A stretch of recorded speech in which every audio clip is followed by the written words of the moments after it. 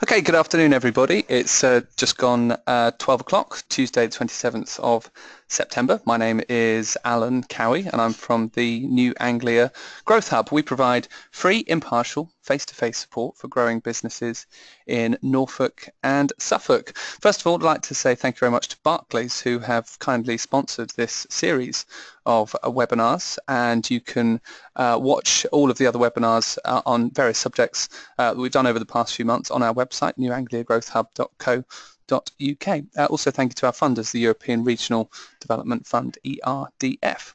So today we're going to talk about a new business support program called Be Anglia, that's Business Energy Efficiency, and in a moment I will introduce you to today's guest, Aimee Clark from Groundwork, to speak a little bit more about it. Today's session will be about half an hour, and we'll take your questions at the end. We've got quite a small group today, so I'd quite like to get you involved, and so please do get your questions in. You can either type your questions in, or if you want to ask them live, you can do so at the end, and you can raise your hand, a little button hopefully you can see on your screen, and that just lets me know that you're ready to speak. So Aimee, can you hear me okay? I can hear you loud and clear. Super. Okay, so Aimee, first of all, just tell us a little bit about Groundwork, the company that you work for. Of course. Groundwork is an environmental charity. We are a national trust with regional offices across the UK. We here in the East primarily deliver energy efficiency work with businesses, and we have done so since 2008. So this project that I'm going to tell you about hopefully brings together years of those learnings and offers businesses a holistic approach to saving money through energy efficiency. And energy efficiency is a really interesting subject, because when we talk about cash flow and money coming into the business, we're always talking about turnover and how businesses can increase turnover by finding new customers or selling more to existing customers or even offering new goods and services. But cutting energy bills is just as valuable, isn't it? Because that's about stopping money from leaving the business in the first place. So it's an invisible cost, isn't it? Absolutely, yeah. So tell us more about Be Anglia then, and how that can offer a solution to cutting those energy bills. Okay, thank you very much, Alan. So as Alan kindly said, I'm going to just run through a programme that we've recently launched called Be Anglia.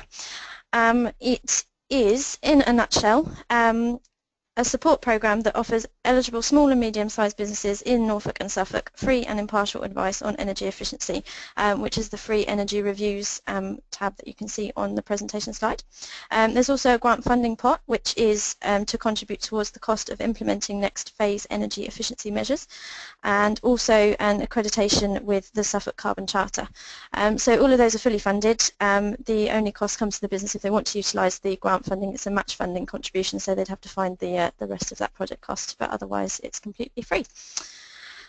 So I just thought I'd whiz through kind of a bit of background to the programme, where we've got to so far. We started delivery at the end of April, so I'll let you know where we've got to so far, and then hopefully whiz through just a couple of examples just so you can show the range of businesses that we're able to support through the programme and what kind of measures that we are recommending and supporting businesses to progress with. So first things first, you might have noticed the EU flag on the holding page of the presentation. We got our hand in the pot just in time, so we are part funded by the European Union's Regional Development Fund. The project is delivered by us here at Groundwork and also NWES on behalf of Suffolk and Norfolk County Councils, so we're delivering across the two districts, and it is a 3-year programme running until the end of December 2018, as I say, with the intention of improving energy efficiency within SMEs across the two districts. So to date, as I mentioned, we started delivery at in April earlier this year. So to date we've carried out 76 business reviews, identifying potential savings of almost £900,000, which is about £16,500 per business. With that comes carbon savings, which is the equivalent of almost 4,500 return flights from London to Sydney, which is always lovely.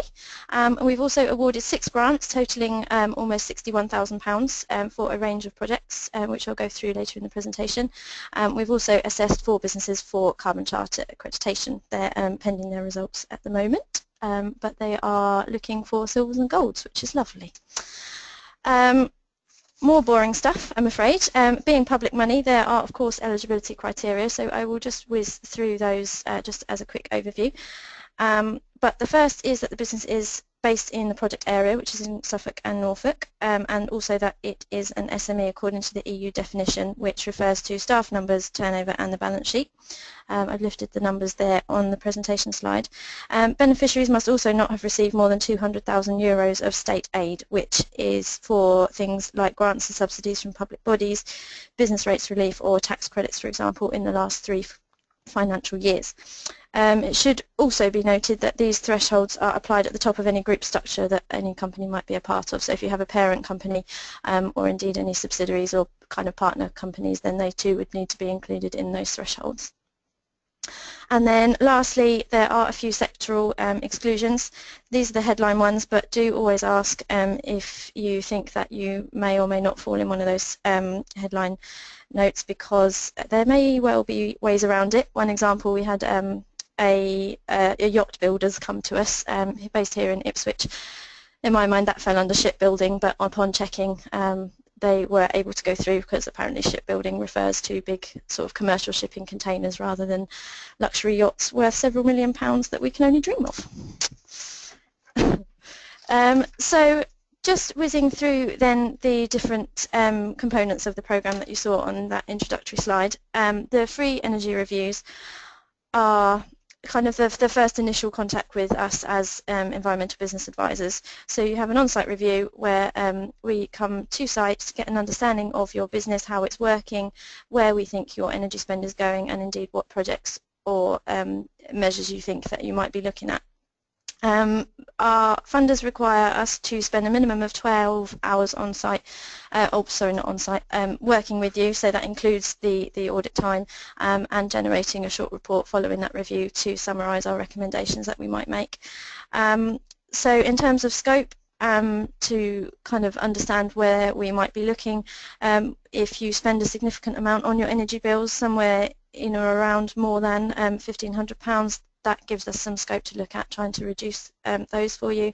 If you've got aged lighting that you haven't changed in the life maybe 5 years or so, it's starting to dim, lamps are starting to fail, that could be an opportunity to do a bit more of a lighting upgrade and have a review of controls. Similarly, heating system, if you've not changed that in a while, or you think that that's starting to fail and maintenance is starting to cost a bit more, that too can be an opportunity for looking at savings. And similarly, if you are in an old building, like a lot of businesses are across Suffolk and Norfolk, given how old we are, there is also opportunities for insulation in the building. So all of our recommendations are summarised in a short report, and we try to kind of present that in the most straightforward way, presenting you with an estimated capital cost, a payback period, and also the carbon savings that go with that, the cost and carbon savings. So I thought it would be useful just to talk you through an example of a small business that we have seen recently. This is Heavenly Hair Hairstyling. They are a small hairdressers in Saxmundham, Suffolk. So that first table that you can see is what we call the energy emissions statement. That's effectively their carbon footprint. So at the moment they are heating the space with mobile warm air heaters, which are powered by LPG cylinders, spending just £100 a year, but that space is not being adequately heated. Customers are chilly, so they're not meeting the heating demand that they need for the site. And then electricity, they're spending about £1,200, which is for their heating of hot water, and then hairdryers and everything else that comes with running a hairdressers. So you might think quite small scope because they're not spending a huge amount, but there's always stuff that we can look at. They came to us because they knew that they were needing to do something with their heating, and they wanted to understand the best way to do that, to minimise the running costs and to be able to meet their demand. So the second table that you can see on that screen is a snapshot of the recommendations that we made as part of their report or following their review. Firstly is to monitor and manage energy use. That's a standard measure that any business should be doing. If you can't monitor it, you can't manage it, is a slogan that we use quite often in our work. If you don't know how much you're spending, similarly how many units of energy you are consuming, it's very difficult to know where that spend is going and how you can reduce it. Heating upgrade, as that's what they came to us for, we looked at various options, but the suggestion that we made was to go for an air source heat pump, which looks very similar to an air conditioning unit but is kind of mounted on the wall and takes ambient air from outside and very efficiently converts that to useful heat. And that can also cool, which was useful for them in the summer as well, so they can provide a consistent temperature throughout the working year. They also had a very big window at the front of the shop, which they were looking at doing double or triple glazing, but the cost of that and the payback on energy efficiency terms on its own was not sufficient, so we looked at installing solar blinds or other window film to try and reduce the solar glare that was gained from that big window. And there is also other kind of smaller measures that they can look at which kind of added up as well, an immersion boiler just as a top up for the hot water, and then to gain the carbon charter accreditation once they've made some of those changes. So that final row at the bottom there indicates what proportion of their energy spend we're able to identify as savings. So in this instance, if they were to implement all of those changes, they could potentially halve their bill. Obviously there's some kind of variation in that, as not all energy savings would be cumulative. If you mess with the building fabric, your heating demand might change. So there is variation in that, but significant in comparison to their spend regardless. And in terms of what they did with our recommendations, Heavenly Hairstyling are talking to us about taking forward our recommendation for heating. So they're talking to us about putting in an air source heat pump. They're actively getting quotes for installing that system. With their investment of about £4,000, we're looking at a payback period of 6.9 years, but utilising the grant funding, we're able to reduce that to 5.4 years, which is much more realistic for the business in terms of their size.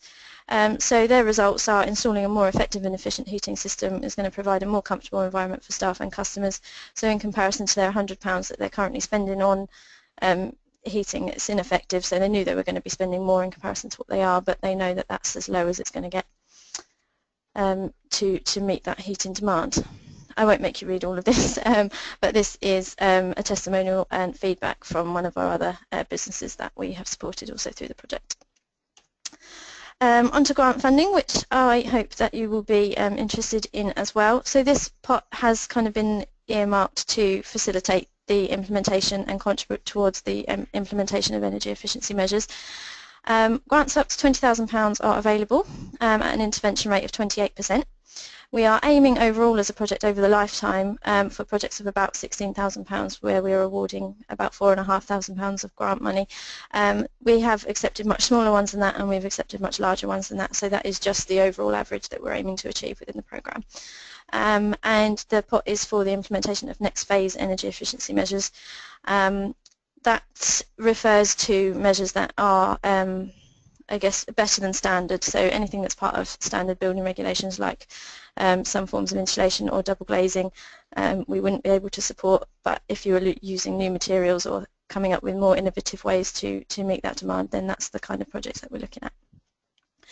In terms of how you access it, it's a prerequisite of the grant that you've had some sort of energy efficiency review, so we will have an understanding of the project and the feasibility of that project in terms of your spend and making sure that it's suitable for you.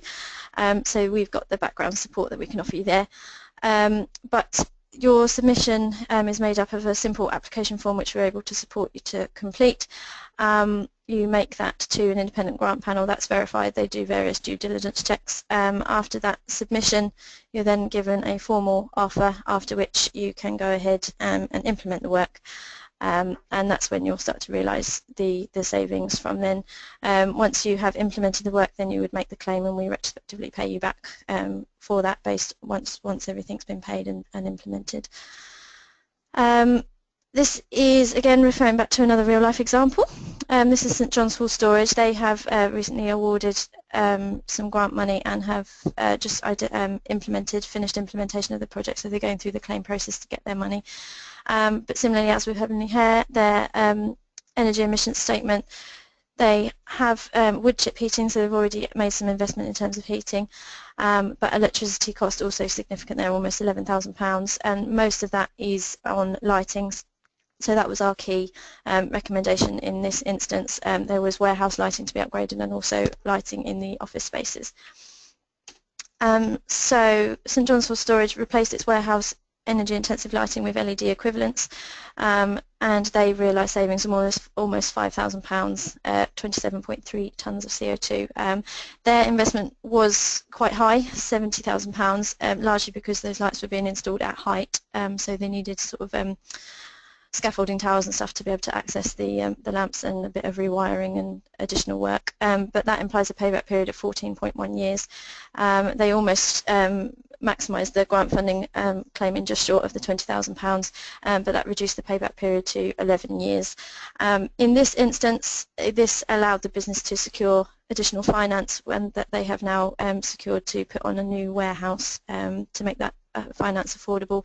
So once that's all gone through, they have the intention of employing 3 new people. So that has not only reduced their costs, but allowed that business to grow much earlier than they anticipated in doing so. So they're the kind of good news stories that we're looking to increase as we move through the project. And last but not least, the Carbon Charter. The Carbon Charter is an accreditation, and it recognises a business's commitment to monitor, manage and reduce its environmental impact. You are simply awarded a bronze, silver, gold award depending on how well you meet a number of predetermined criteria, but going through the initial audit process and hopefully implementing some measures with the grant will allow you to be looking very easily at the bronze level, if not the higher award levels, depending on what you've implemented. And again, fully funded through the Be Anglia programme. The Carbon Charter is commercially available at £550 plus VAT, so that's quite a nice addition to the programme to recognise the efforts that have been made through the other elements of the programme. Benefits of the Carbon Charter, as I say, it is an existing network that the Charter has been in existence for several years now. I think it's just had its 5th birthday, so we've got 350 members-ish across the county. But members get the use of the Carbon Charter logo on all marketing and other materials. They are invited to network at events that we host. We try to host those at member businesses, so we get kind of behind-the-scenes access to businesses that we wouldn't normally see. We run a Twitter campaign called Charter Tuesday, where every other Tuesday we kind of profile a business that has made good efforts, so we try to showcase their work there, and then there's free consultancy support as well. They get a couple of hours of what we call member support there. An even longer charter testimonial than the audit one. Again, I won't make you read that, but it really is a nice benchmarking and can be a good engagement tool as well to keep members of staff on board and give them something to aim for, which is great. And then lastly, introduce you to the team. We have recently expanded as part of this programme, so we are operating, as I say, across the 2 districts, and we've all been assigned kind of designated patches. I myself are working in Baber and Mid Suffolk, but we have got advisors all over looking after different districts, so hopefully that introduces you, if you're not in, to see where you are and who your advisor would be. I've got their contact details on there, so if you would like to contact your advisor directly, or if not myself, please feel free to do so. I think that's all from me, and I'll hand over to Alan, who I think is going to just introduce your next webinar for next time. Aimee, thank you very much. Very nicely and clearly explained. So I hope that gives you a bit of a flavour as to how the team at Groundwork can support you through this Be Anglia programme. We're going to go back to Aimee in just a minute for some questions, but just want to just draw your attention to what we're up to next time, a bit earlier than scheduled, on the 7th of October, because it all ties in with the Business Festival. James West, one of our advisors, is going to be providing a special webinar for anybody that works for professional service providers, so whether you're working in banking or accountancy or anything to do with advising businesses, we're going to be giving you a nice half-hour briefing on what's available for businesses, so you can pass on that information to your clients. So let's go back to Aimee then. A couple of things I just picked up here. The key points for me then is what we're looking for is businesses that are spending I think more than £1,500 on heating, and if their lighting is more than 5 years old, then there might be some scope for you to work with them. What about other equipment, other machines or equipment that they're using, perhaps if they're manufacturers? Can we also use this towards funding of new machinery and equipment? Absolutely, yes. The programme is for basically projects that will improve energy efficiency and reduce your energy consumption. So if there is a more a more recent update to current equipment that will increase output for similar energy consumption, then absolutely we can look at that as part of the grant, so that can be useful for business growth and other elements as well as energy efficiency. Okay, just want to bring in, if we just move on to the next slide as well, Amy. So Yeah, we're just going to bring sorry. in Caroline. Caroline, are you there? Can you hear me, Caroline? Hello. Hello there. I can, I'm here. So you are the marketing manager for Be Anglia. So for anybody that's listening that is out there talking to businesses, what can they do to help and to help spread the message? I think from our point of view, getting excited about the project is fantastic. Telling people about it, we have a massive stock of leaflets, so if anybody wants any to distribute to their members, clients, contacts, do get in touch. We can pass on some marketing collateral for them. Tell us about any events you're running as well. We can come and exhibit and tell people about the project, and just generally spread the word. Okay, thank you, Caroline. The other thing you mentioned, Amy, was the carbon charter, and just wondered if you could just give us a flavour of how important that is, because I think what we're starting to see is that within the supply chain, businesses are starting to look down their supply chain and start asking whether or not they have any accreditation or any commitments towards, environmental impact, and the carbon charter is a good example of that, isn't it? Yes, absolutely. The same with any external validation or accreditation. It is about formalising any commitment to an agenda, whether that's looking after employees or indeed the environment. What the Carbon Charter is an initial step at an environmental management system, so that's bringing all the fundamentals in place. So actually it's quite a useful exercise to improve that monitoring and getting a good understanding of that outgoing that is a baseline cost to any business. We have had examples of businesses that have secured, been awarded the Carbon Charter and have increased their likelihood of being awarded tenders with public bodies, particularly councils and bigger contracts working with Sizewell and all those kind of big projects that are working in our area. They are looking for environmental commitments, and this is one way of showing that without too much work. And if there's funded help to help you to do that and secure a higher level than you might otherwise be able to, then why not take advantage of it? Yeah, even better. Do we have any further questions out there? If so, now's your chance to ask them. So what's the next step then for people that are interested? How do they get in contact? And it's the first step to then arrange the audit. That's the first stage, isn't it? Yes, absolutely. I've just moved a slide along, so you'll find our website there where you can register interest. That's a straightforward form that just got your contact details on, and that will send an email to a couple of members of the team, so one of us will pick that up and give you a call back. Alternatively, you can give us a call on 01473 350 370.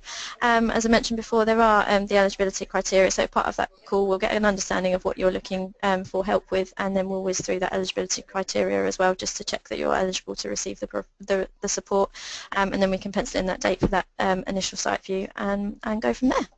Lovely. Okay. Right. Well, I think we're going to leave it there. If you do have questions for us, you can always send us an email or get in touch using those contact details. If you want to take the slides, they are available as a PDF. You just need to drag that into your own work area.